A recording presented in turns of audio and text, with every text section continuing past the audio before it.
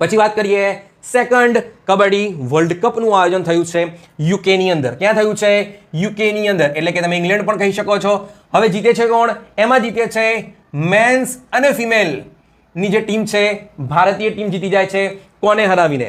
એટલે કે એ હરાવે છે ઇંગ્લેન્ડને જ હરાવે છે. એટલે કે જે બીજો કબડ્ડી વર્લ્ડ કપ છે જેનું આયોજન થયું છે ઇંગ્લેન્ડની અંદર એ જીતી જાય છે.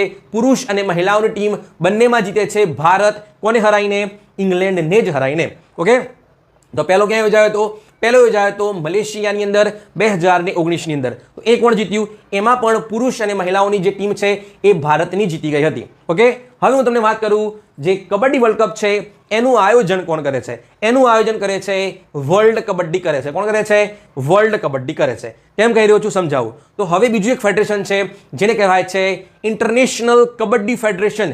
એ પણ આયોજન કરે છે કબડ્ડી વર્લ્ડ કપનું. આઈ રિપીટ, જે આ કબડ્ડી વર્લ્ડ કપ છે 2025નો જેનું આયોજન થયું ઇંગ્લેન્ડની અંદર એનું આયોજન કર્યું હતું વર્લ્ડ કબડ્ડીએ. ઓકે, બીજું ફેડરેશન છે ઇન્ટરનેશનલ કબડ્ડી ફેડરેશન. એ પણ કબડ્ડી વર્લ્ડ કપનું આયોજન કરે છે, પણ એ આયોજન કરશે એ ભારતની અંદર કરશે. ધ્યાન કરજો, ઇન્ટરનેશનલ કબડ્ડી ફેડરેશન છે એ કબડ્ડી વર્લ્ડ કપનું આયોજન ક્યાં કરશે?